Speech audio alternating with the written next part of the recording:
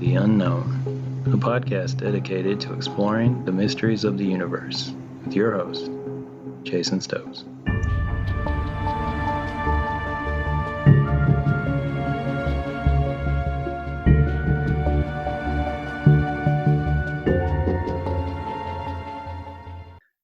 All right, so this is Into the Unknown, episode 8, and we have a special episode today because we're going to be talking about pretty much what everybody's talking about, and that is the coronavirus. And we're going to try to approach this subject in a level-headed and more scientific method than has perhaps happened in the past, and hopefully by a lot less toilet paper than seems to be on everybody's shopping list today. So we do have two guests with us. I have Rachael Sparks, who is a friend of the pod, as she says, and Anna Ray, who is a frequent guest with us and multi-talented member of the Gestalt Media team. So we'll start with Rachael, if you'd like to introduce yourself and your specialties and your educational background. Sure. I'm Rachael Sparks. I'm a microbiologist by training and now work in marketing and biotech and things like that, but I wrote a book called Resistant that is imagining a world without antibiotics. So the coronavirus is obviously one of my favorite current subjects. Nice. I don't think you'll hear that very often as a favorite, but I think in your case, top 10, definitely. We can understand why. And Anna, if you would like to introduce yourself as well. Hi, I'm Anna Ray. I'm a stained glass artist, friend of the pod, multi-talented and actor of morale around Gestalt Media. Director of morale. Yeah. Well, she keeps everything running smoothly. She is also our accountant and functions as a submissions editor from time to time. So her modesty aside, she does a lot to keep us going here. So, Chief Cheer Officer. Yes, Chief Cheer Officer, CCO. That sounds perfect. Love it. So I guess we could just jump right into it. So what I would like to start with is, despite all the headlines, it seems like there's still some confusion about what exactly coronavirus is, which I believe it's COVID-19 is its official title now. So we can even start there, that corona is actually a series of viruses. It's not just one thing. So if you want to give us a little of your understanding on what corona is and what it isn't. Sure. Well, coronavirus is a larger category of viruses. So there's a lot of them out there. And COVID-19 is what we're calling the collection of symptoms that is caused by the infection with this particular coronavirus that has come out of China. And we also hear it called SARS-CoV-2 because it is a severe acute respiratory syndrome and caused by CoV, coronavirus, and 2 because of just, naming conventions. So there's a lot of names for it, but it is just a new variant of viruses that have been around for probably ever, way before humans, really. But this one is severe and it's causing acute respiratory distress and obviously has some concerning mortality rates, but more importantly, it's just that none of us have been exposed to it before, so we don't have an existing immunity to it. So that's my short version. Awesome. I actually didn't know that that's what SARS stood for, because you don't hear it broken down a lot. So that in itself, if people hear the two together, if they hear SARS and corona, they shouldn't immediately make that leap to the previous outbreak and terror fest that we had. But they do belong to a similar family of symptoms. Yeah, that's exactly right. And the final S is a syndrome. And what we use the word syndrome for is to mean like a collection of symptoms that always represent this, this common syndrome. So syndrome is a good word for a collection of symptoms that people have without it being, termed a real disease. And that gives it epidemiologists sort of a larger category to put people into, right? Cool. And then you're going to hear a lot of people who are saying that this is essentially just, the super flu. And I don't know, I view that as being a dangerous approach, because whereas most people are probably safe, like you said, the symptoms that are presenting themselves in the mortality rate, they do seem to be a lot more severe than the flu. And you don't shut down entire countries for influenza. Yeah. I think that there are going to be in 2020 hindsight, a lot of comparisons to the flu that won't be wrong. And I do think that it'll become sort of like our seasonal flu concerns, where we all got a vaccine for whatever variant is circulating this year. And we know it's worse in certain seasons of each year. But for right now, yeah, its ability to spread this fast and be this dangerous to people who are already suffering with, some sort of lung disorder or autoimmune issues, like really severely compromised people. It's more worrisome for that. And we don't know enough about how it's spreading. But it seems to be exponential, which is different than what we see with the flu. We also have been vaccinating for the flu for a long time. So a lot of us already have antibodies against a few different variants of the flu. And so, we can encounter influenza and maybe have a more minimal immune response because our immunity that's been acquired from past exposures protects us. Whereas with this one, it seems to be that most people have not been exposed to anything like it. Right, this is the first time that we've seen this. And then a couple things that you said, I'm going to have to try and remember and go back across them. So about the seasonal changes, I believe I've heard that coronavirus doesn't seem to be affected by cold or warm weather, or they don't expect it to have much of an effect. Is that your understanding as well, or do we even know? I don't think we know enough yet to tell, but it'll probably become very apparent soon in a lot of countries that have more temperate weather.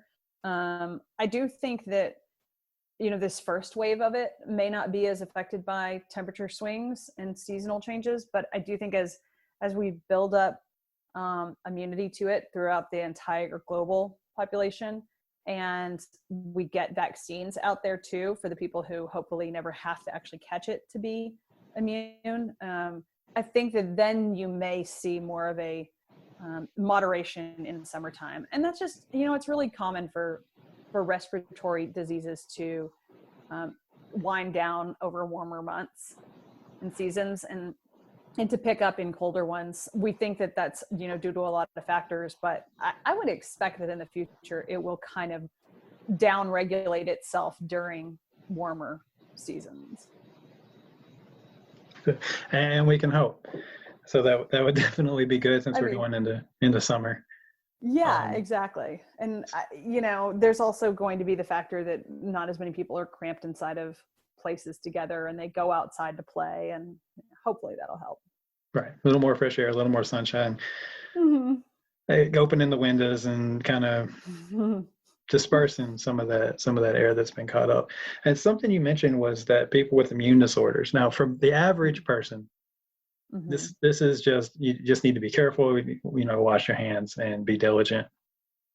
But for a segment of the population who already have a weakened immune system, this is a very serious virus. And this is why people need to take it seriously, because saying it's just the flu sets that dangerous precedent where if you're healthy, then you just assume you're going to get over it and you'll be fine.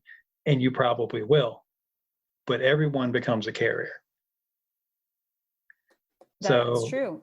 Yeah. And we kind of need to think of it, I think, a lot like we are trying to argue against people who are anti-virus or anti-vaccines, that they think that they're being protected by the herd immunity that other people's kids have gotten vaccinated or other people have been vaccinated. Whereas the bigger question is, how many people are you willing to kill because you won't get vaccinated and you won't protect yourself or you won't quarantine yourself?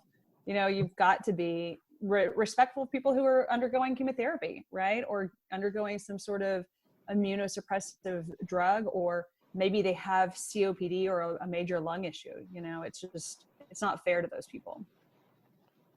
Exactly.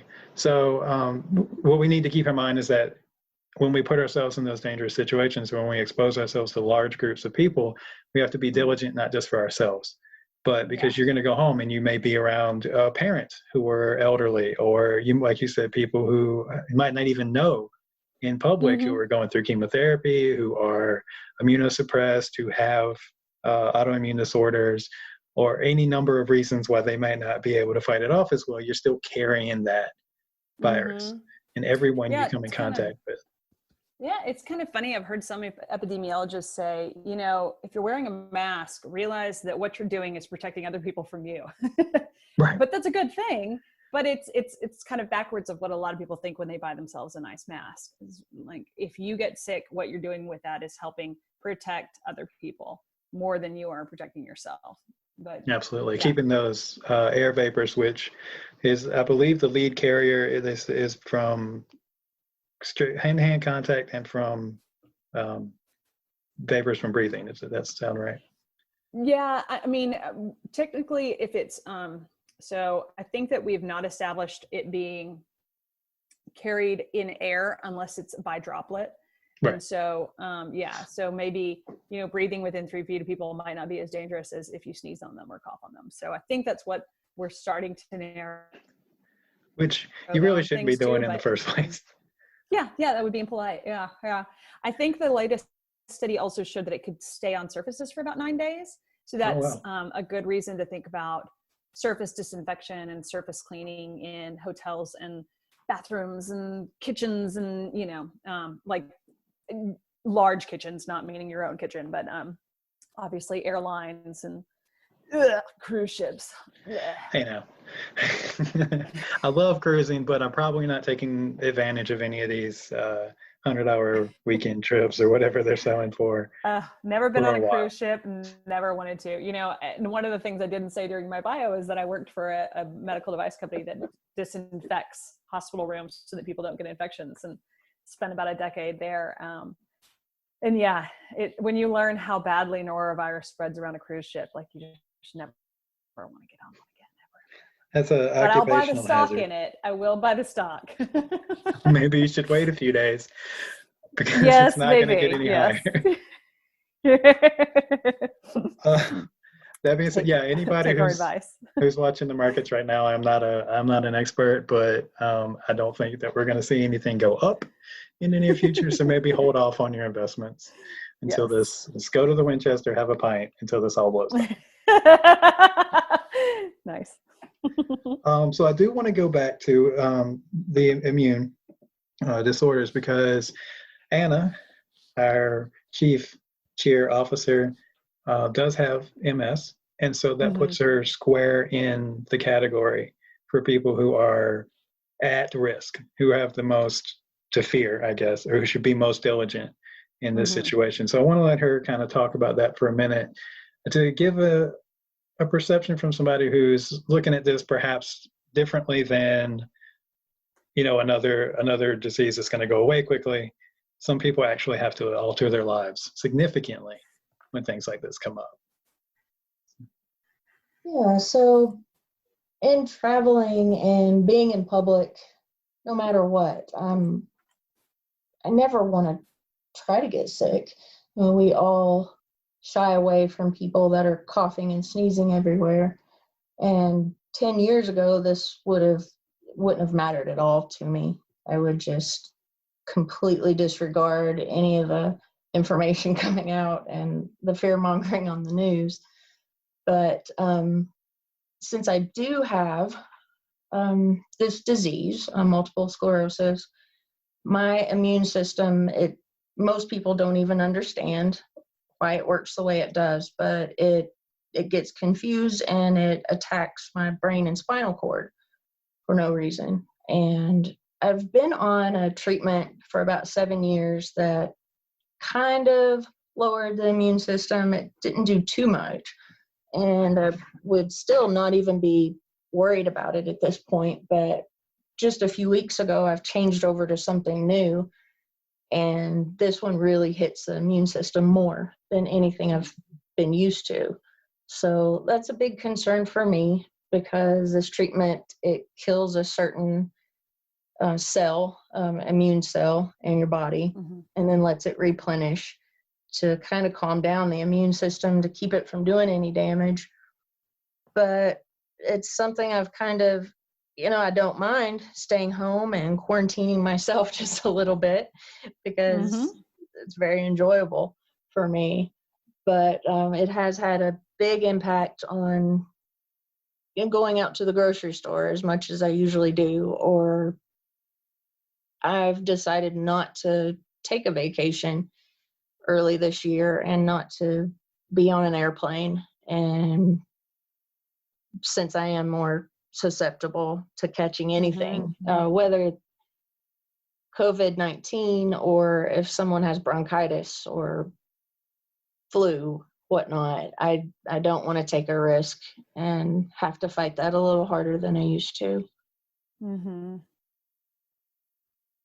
Yeah, and it's really hard for anyone to know who is on, a drug like that, right? I mean, if I'm at the grocery store, it's not like I could tell because of anything you're wearing or anything that shows me that you're at a higher risk, Exactly.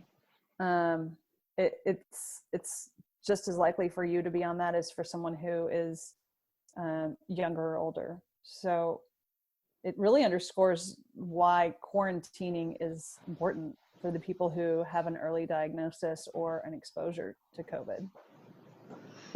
Exactly. And why self-quarantining is incredibly important. If you feel like you've been around somebody who's had it, or you know that you've been in close proximity or to where that virus has been discovered, then do everyone a favor and just kind of remove yourself for a little while, if possible. I mean, there's a lot of people who can't work from home, and there's a lot of people who have to go out, but you can limit that. It doesn't mean you have to go out to the pack showing of, the movie coming out tonight. You can wait. Yeah. And well, and there's like right now they're saying it's about a 5.1 day median incubation period for people who've been exposed. And they're encouraging people to self-quarantine for 14 days if they've been exposed. So to me, I think that a lot of people can work with their employers to achieve that and hopefully be able to work from home in some situations. But we know a lot of people, if you work in a service industry at a drive-through or something, you can't do that. But I hope the government will pass their considered legislation to force employers to give people paid sick leave, because that's one of the critical concerns I think the United States will have, is that if we exponentially keep growing in case numbers the way that other countries have, because people are dumb and go get their nails done like the woman in St. Louis did after she knew her son had come back and tested positive from Italy, these people will have to go to work, and our structure of no paid sick leave required, by federal government will force a lot of people to say, I've got to make a decision of whether or not I want to feed my kids or I want to risk going to work sick. Right. And that's a tough choice. I happen to have family that works for Amazon, and of all the companies that I thought wouldn't be the first one to jump on board, they were definitely at the top of that list. But I mean, maybe Bezos just looked into his bottom line and realized that eliminating your entire workforce for 2 to 3 weeks at a time because they're all off sick probably wasn't a good business move. Yeah, and that's really good to hear. I was actually wondering about Amazon, since there's so much of the, what would you call it? Like, I guess they're the, I just can't think of what the term is, but for the people who have to pull everything and pack everything and ship everything, they're executing all those orders. That's a ton of people. And that's a lot of products that could potentially, you said that the germs can last 9 days. So, I mean, it's like a Simpsons episode. You cough in the box, you tape it up, you send it off. Well, the next person who gets it, now they're sick. And I mean, that's normally the kind of thing that we would laugh about on this show. But well, and the other side of that coin is that when I think about how difficult would it be to quarantine myself for 14 days? Or, let's say it's 14, but my daughter needs another 14 or something like that. Not being able to go to the grocery store at all, well, there's ways to get around it, right? I would just order in food from Amazon. I would just order in supplies from Amazon. But if Amazon were to be handicapped, it would be very difficult. Yeah. They supply a lot more. I mean, if you're up at midnight and you're buying shoes or things you don't need, or you're getting the cookie jar that looks like Batman from the 60s TV show, I don't know. That's one thing. But a lot of people don't realize that Amazon delivers medical supplies. They deliver food. They deliver uniforms for workers in those industries that make contact with people on a regular basis. They supply, I believe, if not the largest shipper in the U.S., they're close. I think they're fighting with UPS back and forth. I don't have the exact numbers, but it's millions of people coming in contact with those. So if one person at Amazon is sick, that's countless cases of infection that they could bring. So it's really important that companies like that stood up quick and shut that down. So it's good to see. It's positive. Especially in light of. Go ahead. Well, I think it also, illuminates another problem that we have, which is testing. So if you want to acknowledge the biggest problem in America right now with COVID, it's just that we don't have enough tests. There are lots of health departments out there turning down people and saying, we can't test you. And while probably over the next couple of weeks, that's going to be better, there's still a lot of confusion about who's allowed to be tested. And so I think that will mean that you don't really know who has it. And so encouraging people to self-quarantine because they suspect they have it, but they're not going to get tested, is a really good public health initiative, right? Right. But yeah. And then of course there's the other problem of health insurance in America. And I think a lot of people are worried that folks are at the beginning of their cycle for their health insurance and that they may decline to go seek treatment because their deductible hasn't been exhausted yet. Exactly. And that's a long road. It doesn't look, this virus is not going to go away this year. It's not like Ebola, it was here for a week or two and we handled it and it's gone. We're going to see this, like you said, probably annually for a long time. And with the current state of the way our lack of a medical system works, that doesn't look good unless people are being proactive. Yeah, and I believe we stay very apolitical here, but for one reason or another, the CDC is lacking significant manpower to give us guidance, to give us research, to help us understand what the best way to attack this is. So we're kind of hamstrung here. It's up to individuals. Yeah. Have to make the so difference. The current numbers I've heard are that there are 700 vacancies at the CDC, and that there's also been a hiring freeze since 2018. So, the staff that would have handled this and predicted it and advised how to be prepared for it have been missing slowly trickling away since 2018. Right. And something like this takes time. You got to get up to speed on it. Even trained professionals would have a learning curve on a new pandemic. It is exactly what we have now. So even if they were hired today, you're still talking, probably the better part of this year to get it understood enough to know what we should be doing and what's going to be most effective. And it's going to take a long time. That being said, what worries me is Italy is a prime example of what happened there. Italy's nowhere, geographically was nowhere near China, but it just took a spark, and that happened to be where it took off at. And now you have the medical facilities who are collapsing under the pressure to handle this many patients, because it seems like the problem with this particular disease is not the death rate, which is high. It's a high death rate for this kind of disease, if I understand properly. But the problem is that it spreads so quickly that you're getting tons of patients at once. And hospitals aren't set up to handle that. There's not enough room. You've got other patients with other problems who might die Mm-hmm. that are losing support because of the influx of new cases. It spreads very, very quickly. Yeah. Yeah, there's been some interesting like back of the napkin math on the exponential growth rate and comparing that to the available numbers of beds in American hospitals. And that's before you get into the shortage of medical supplies that is already happening and then will be inevitable in the future. But, you know, most hospitals don't have a lot of free beds. They try to design themselves and run at full capacity all the time so that they're making the max amount of money at the most efficiency.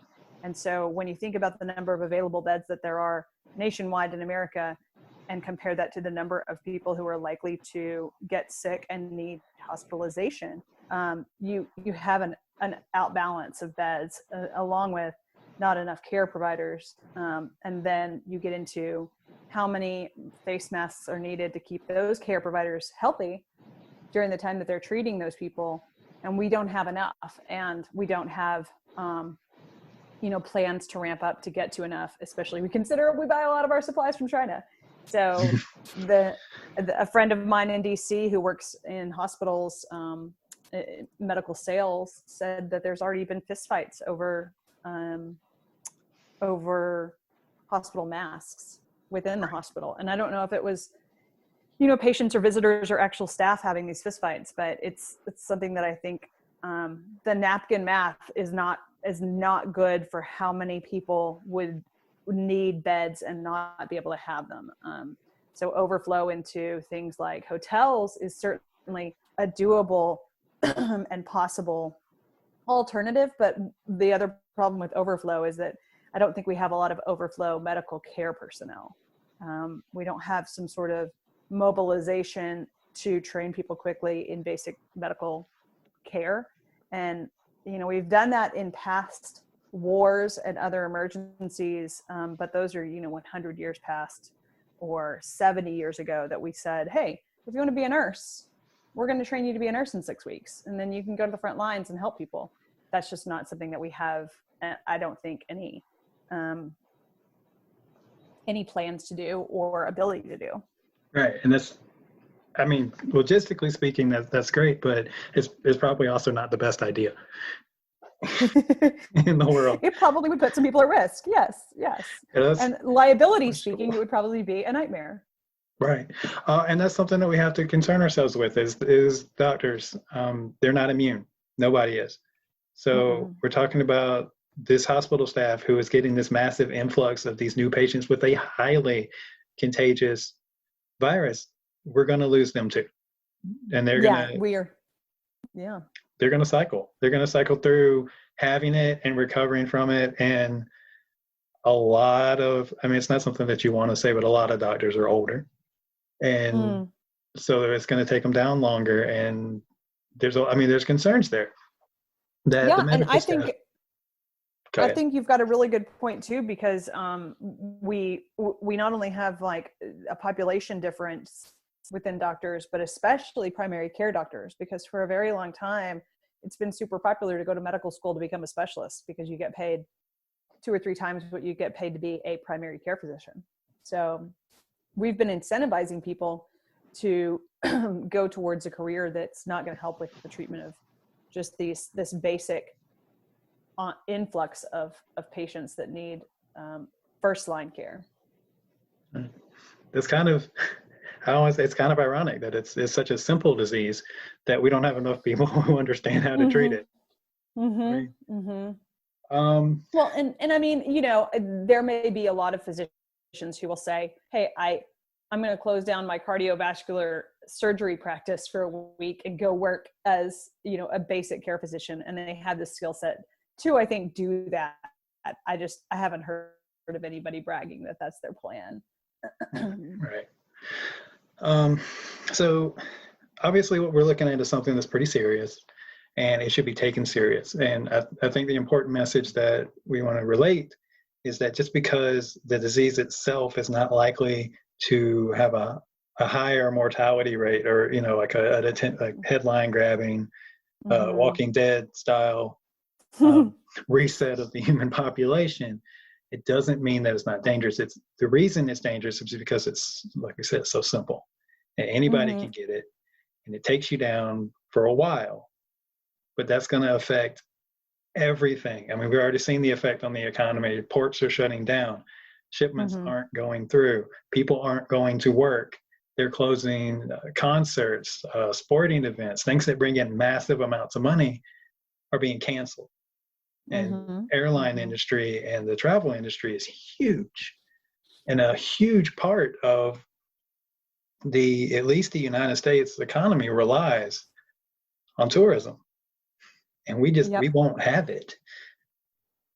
Likely for a while, for several months.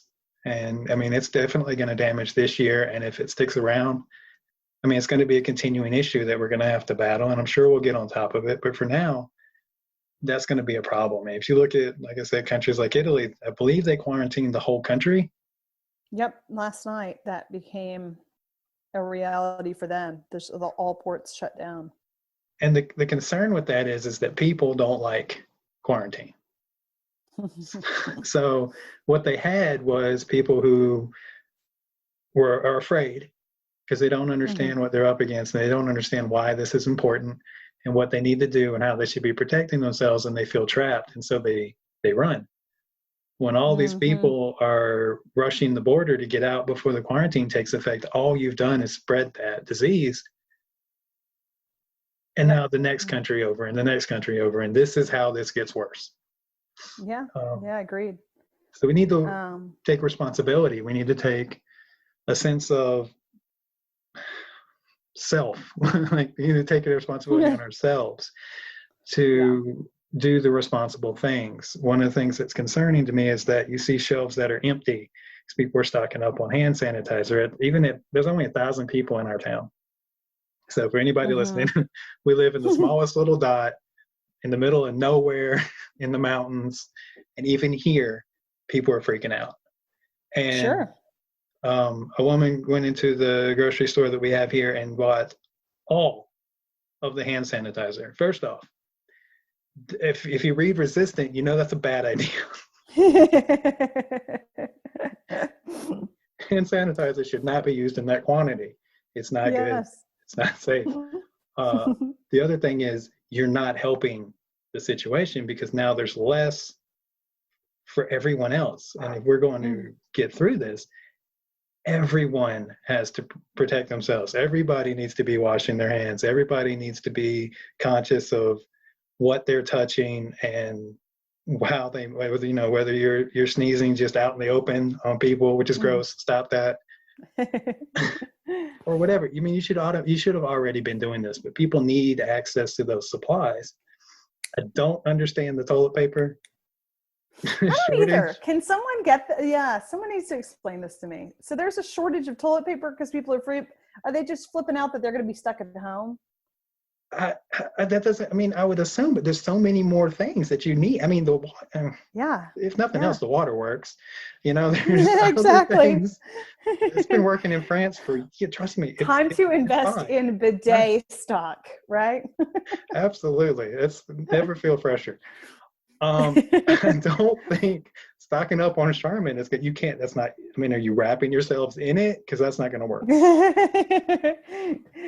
This is frightening for me specifically only because I think I have one roll of toilet paper left in my home and I need to go buy some today. So let's just hope the stock is full in Asheville. But well, lucky for us, a store went out of business a couple of months ago, and I think we got like 100 and something. Well, I've just been storing them at my in-laws' house. So I was like, no, we're good. we're covered. Yeah, I think that the good news that may or may not end up being useful good news is that a lot of kids have already been exposed to some sort of coronavirus. So we're seeing way lower rates of kids getting things. That doesn't mean they're not spreading them, though. We know that a lot of times influenza is less severe in children, and yet they spread a whole bunch of it. And so that the school closures are definitely smart things to do when anyone has had it in a region. But I think that to me, one of the positive sides is that the first study on the immune reactions of those who have recovered is that they are carrying high amounts of immunoglobulin G, which means that they are expressing long-term immunity to it. So reinfection of those folks is less likely.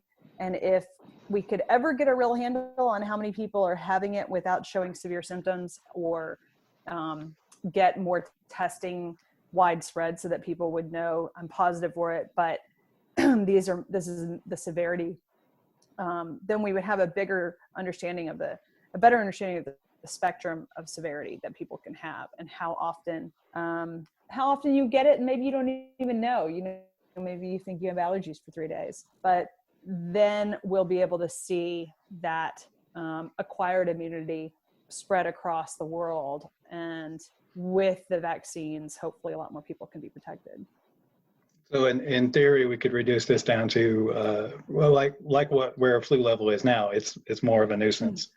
Yeah, it's more of a sort of controlled thing. Yeah. And the people who are contributing to flu's spread by refusing to get vaccinated, maybe they'll see the light and maybe start vaccinating themselves and their families.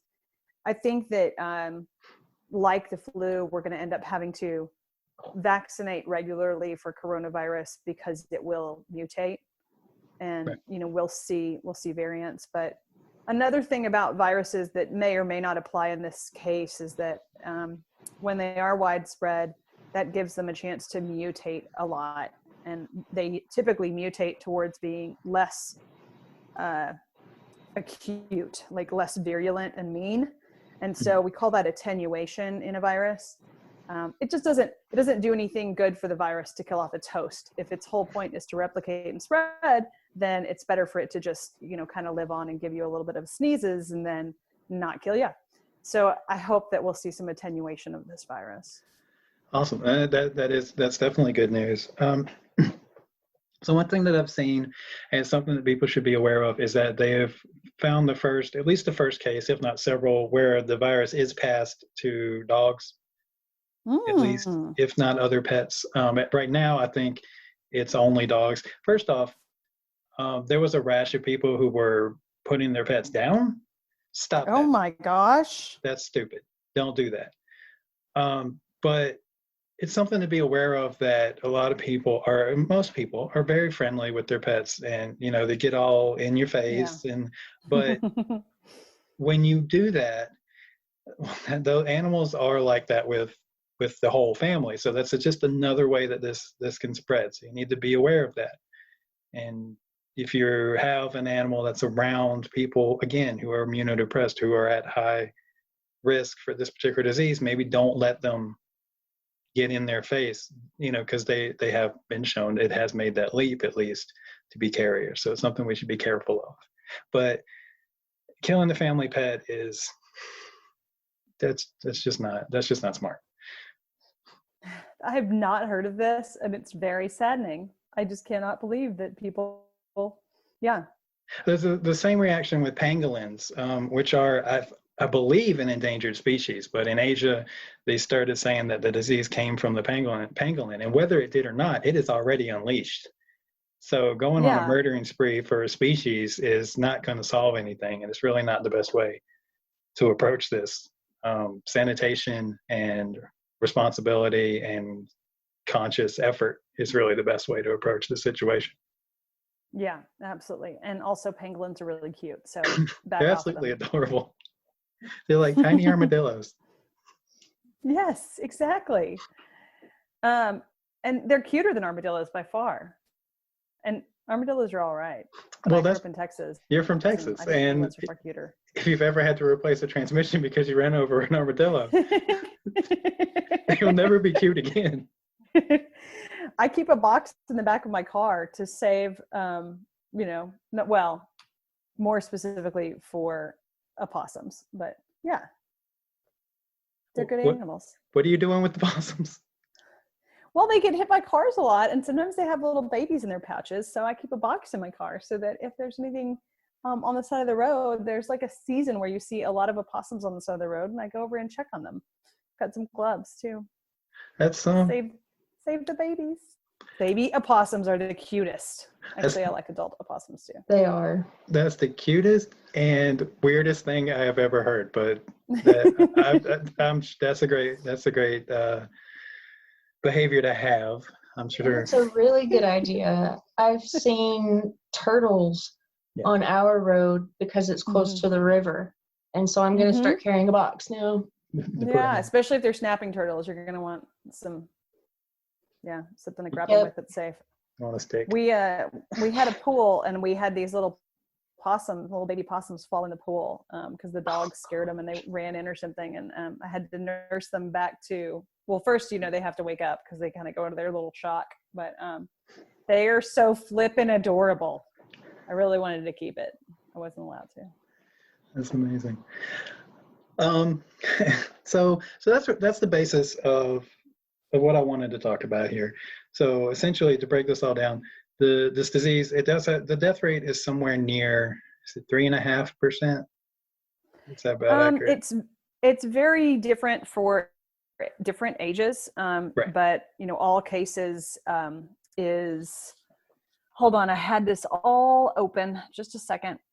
All cases right now, it's like above 80. It's approaching over 10%. But then for the general all cases, so 80 plus is 14.8%. No fatalities, 0 to 9 years old.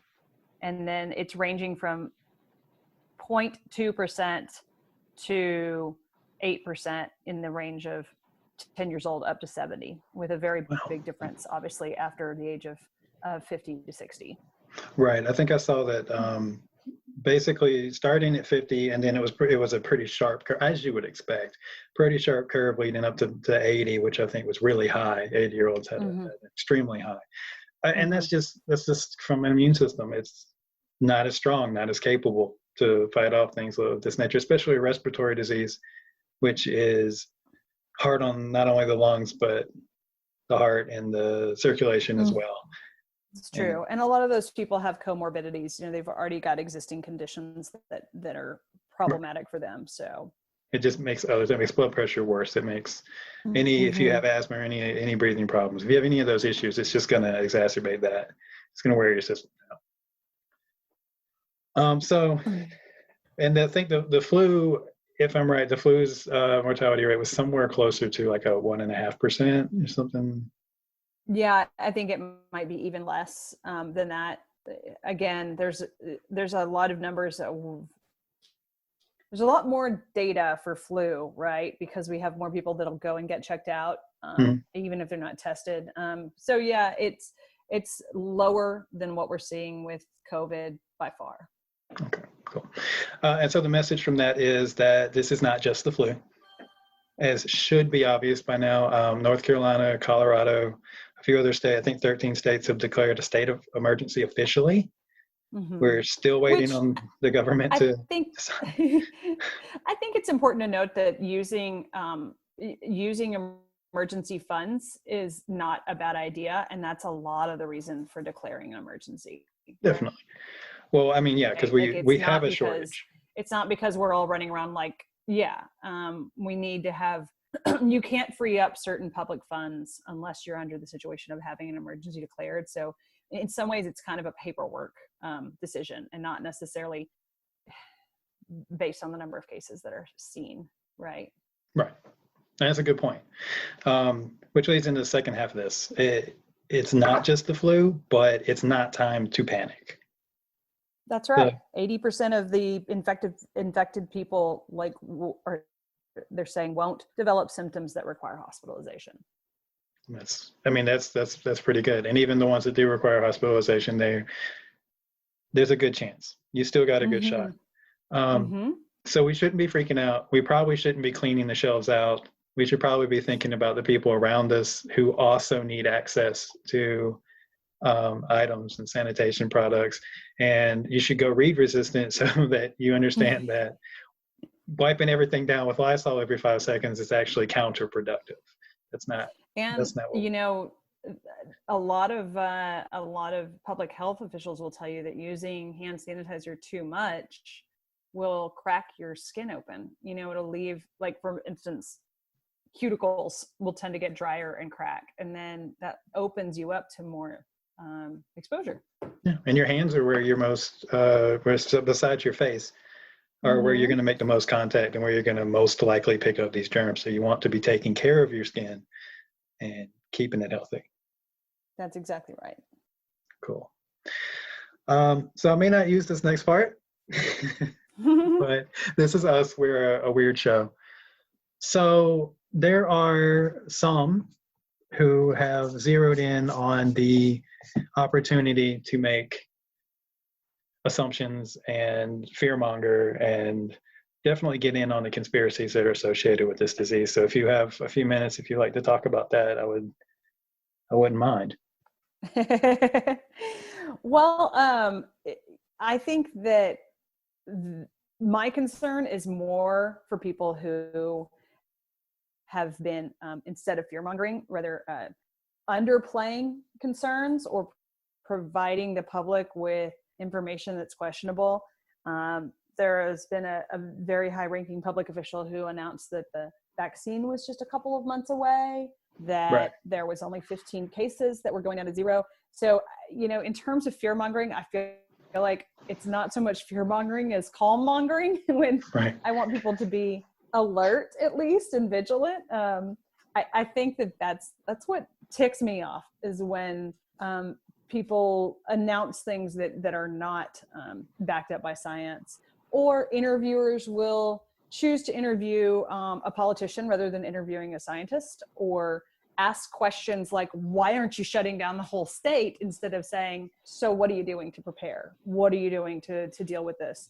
And I think that approach, a calm approach, but calm vigilance, would be ideal. Definitely. And I think people who listen to us know that we're a show that we spend a lot of time talking about what could be. So we keep incredibly open minds about things.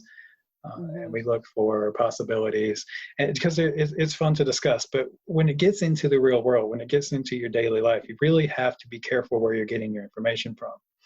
And you see effects like Dean Koontz wrote a book in the 80s. And I don't remember exactly what he named it. It was a virus that was from China. I believe he called it Wuhan virus, which is just, I mean, it's an incredible coincidence. Do I think that Dean Koontz somehow was trying to give us a message 30 years ago about a disease that was going to come out? I don't know. It stretches credibility. It really does. But I know that book is sold out everywhere and people are running to it. And you need to remember, this is fiction.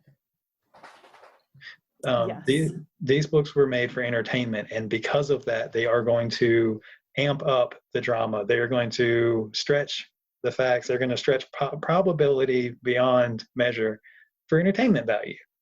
So if you're using a 30-year-old novel by admittedly a talented writer, but a writer who wasn't even that well known at that point, I don't believe. Maybe he was, I don't know. That's probably not the place to go for your information. And there was a high-ranking official who suggested that the virus spread from a research lab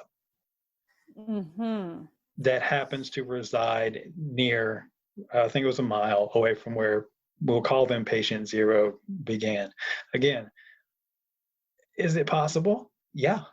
I mean, it's entirely possible. We've all seen the movies, and we've all, we've seen 1,000 different plots where they show that this is what happens, but is it probable?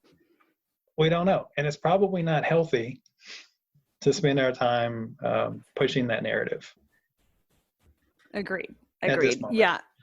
I think any fiction written in the past 30 years is going to be out of date after about 2 weeks with this virus. So, I was even thinking about how many authors are going on Twitter and saying in quite charming ways, hey, if you're going to get quarantined, maybe you should buy my book. Maybe you should read my book, yeah. And I am all for that, right? But I felt bad because I was like, I don't think my book's the appropriate one to do this for, because it's kind of I actually think your book is the one to read. if I was going to be quarantined with a virus that is more than likely the product of just our evolution as a species, then looking down the line at things that we should be worried about, would be that now's a great time to get that message in. So I'll say it probably for I think the third time today. If you haven't read Resistant by Rachael Sparks, you should do it. It's not thick, but it gets to the point, and I think that most people could use that more rational approach than what we've been doing. And if you get bored there, gestalt-media.com. We can keep you stocked up for weeks. They've got toilet paper too. Go to Gestalt Media for toilet paper if your stores are out. Hey, if they contact me directly, I have to hook up. Only $50 roll. So I just wanted to touch on that because that is what we talk about. We talk about conspiracies. We talk about theories. We talk about aliens, auras, telepathy, and I'm more than willing to believe that 90% of this stuff is either probable, possible, it's already happening, or at least entertain the thought. But for now, we're actually dealing with something that's having widespread disruptions on the way that all humans on this planet do business and function and live. And it should be taken seriously.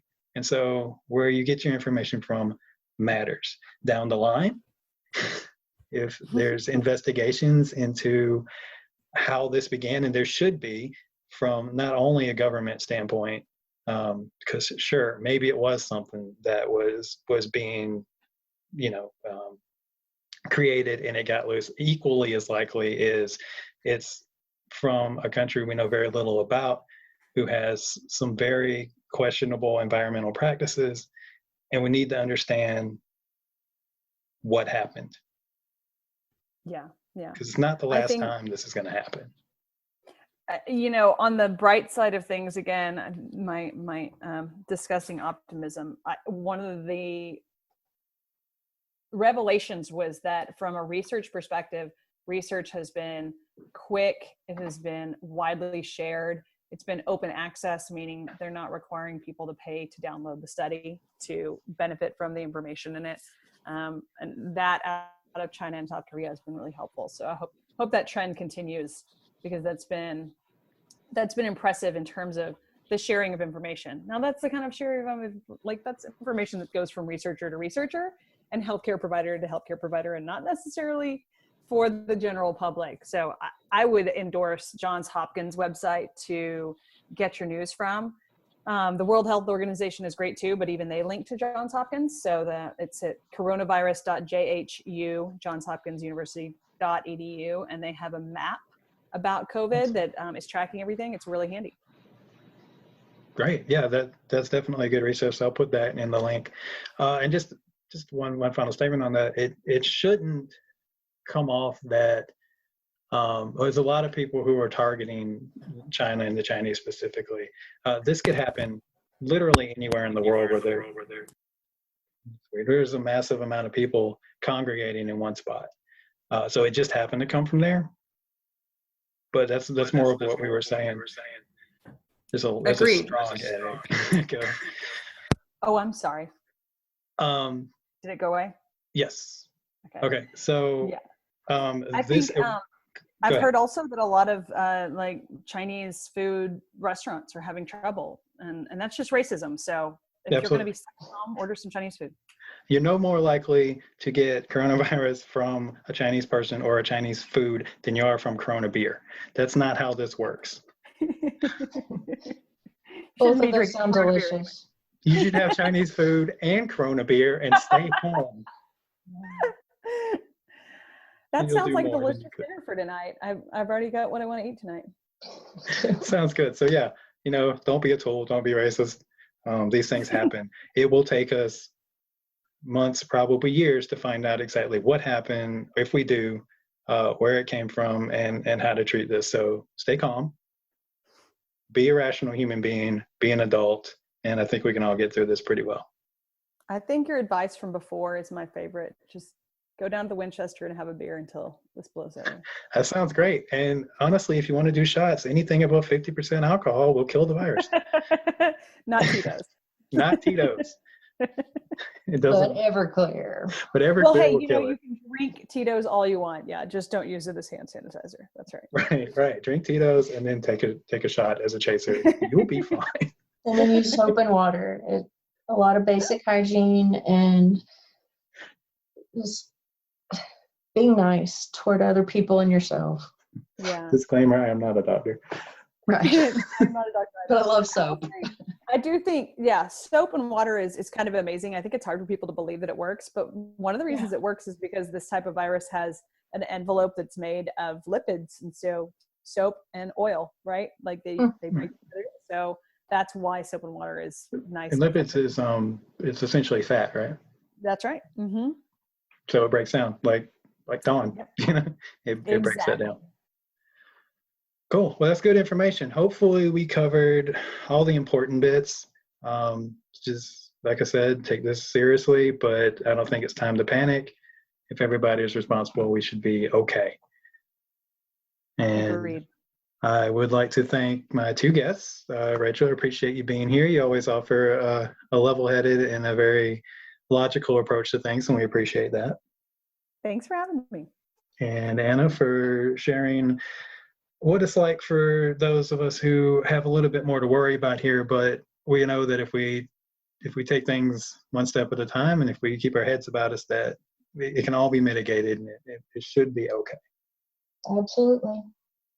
Awesome. So this has been Into the Unknown. I think we're on episode 8 now. The coronavirus, more than just a beer. And I'll see you next week. Into the Unknown is a production of Gestalt Media.